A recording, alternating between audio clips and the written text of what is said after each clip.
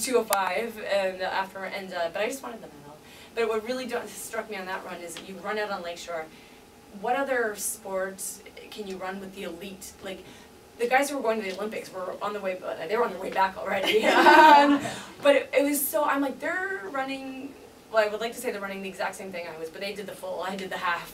But they were running, like, on the same pavement that I was. They were putting one foot in front of the same as me. Like, it's not, you know, a heck of a lot faster than I am and with more grace. But, you know, they did it. And, like, it's such an equalizer. Like, I helped out with Beth at the iRun magazine at the expo, and seeing all the people come in, teenagers to like 80-year-olds, men, women, shapes, like running is a great equalizer, like, and it's such a fabulous sport for that. Anyone can do it, and like there's nothing, like it's not, I'm not a team sport, I'm not coordinated, I'm not a team sport kind of person, you know, I'm not busting my knees to drop for a ball, like volleyball, like that's not, but running, you can just do, and it's such a stress reliever, and it's such a great, you know, so I did fall in love with running, and my God, when I was sitting there a couple of years ago, I would have been like, whatever. No, like I just happened to get a parking spot, that's why I'm here, you know. So, but, anyway. But, you guys all walk here, right? Yeah. That's it. So, and that's my story. So, any questions for Marie? No, but we all got parking spots. So you all got parking spots.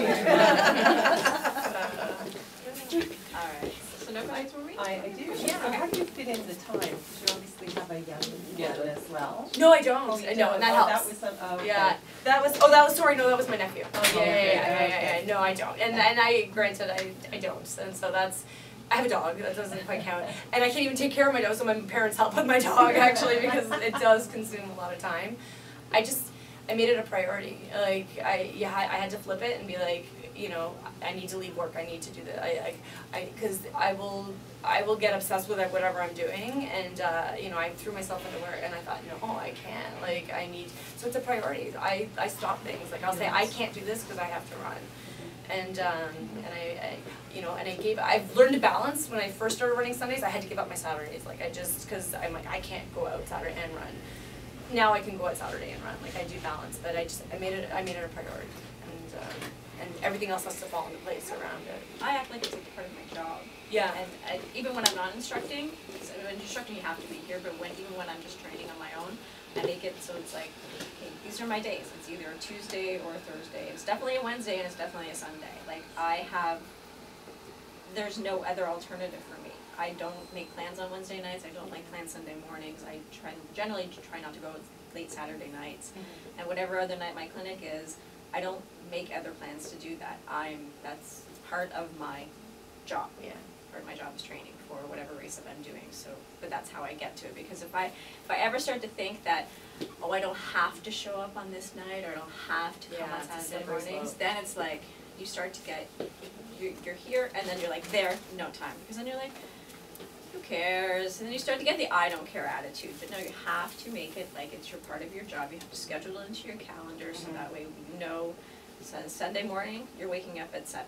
Saturday morning, you're waking up at 8. It sucks, but you guys are here. You made a commitment, and it's part of your job to get to where you want to go. Because otherwise, you can't just wake up one morning and start from nothing and go, okay, I'm going to run 5K today. Yeah. You guys can't do that. And you can't do it for any other distance either. You can't do it for 5K, you can't do it for 10, half, or a marathon. You need to put in the 10 weeks training, 16 weeks training to get to your goal. And if you don't have that thought, then you're walking a very tight rope between success and failure. So you have to hop on the success side and realize that, yes, waking up early Saturday and Sunday sucks, but you gotta do it, right? You have to do it if you want to get to that goal. And I find too, that's why I like joining the clinics, because if I'm financially invested in it, then I have a little bit more motivation, like, whereas if it's just kind of coming by. So I like, and then races, that's why I sign up for races too, because again, fear of God, like, it'll get you, like, and it's a commitment because I know I'm gonna run that race, and I can't just go in and run a 30, like, you have to do the distance, you have to do the training, and so, you know, so it's good to. Yeah, you have to put in the $50 to go join the clinic. You have to put in the $50 to join the race. So there's $100. Yeah, it's a financial. And let's face it, most people are not going to go, oh, it's $100 down the drain. Who cares? I don't know anyone who's going to do that. You put the money in. You have to put the time in. So. It does help to sign up for races in advance to get you motivated to come. But you ran your first 5K, right? Your first race was your 5K. First race was And you 5K. completed it, or? Yeah, I did, and I was so proud because I skipped my last walk break. But you know, and it was the first time I'd done that, and like, you know, again, I'm switching to, when I got to the half marathon, I'm like, what do you mean you don't do 10s and 1s on Tuesday? Like, every other clinic is 10s and 1s, and I'm like, no, 10s and 1s. And that was a shock to run 7K without stopping, you know. And then I thought that was bad, and then I got to the marathon, and they run 10K without 10s and 1s. And I was like, what? And that was just June, and I could barely, that was just June, and I was still struggling to do that.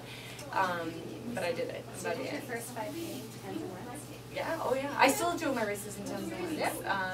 10 and 1 is a good 10s and 1s. Oh, so you don't run continuously? No, I Why still would do you 10s want and to? 1s. No, not a marathon. No. I'll do a 5K continuous. I'll do a 10K continuous. But anything above that, I would do 10s and 1s. Yeah. Now what I do is like for the half that I did in Chile, I ran 30 minutes. I skipped the first 3, and then I did 20s and 1s. Like but I checked in. I'm like, how am I doing? I'm okay. I'll skip this one. But my watch is still set to 10s and 1s, and I let it beep.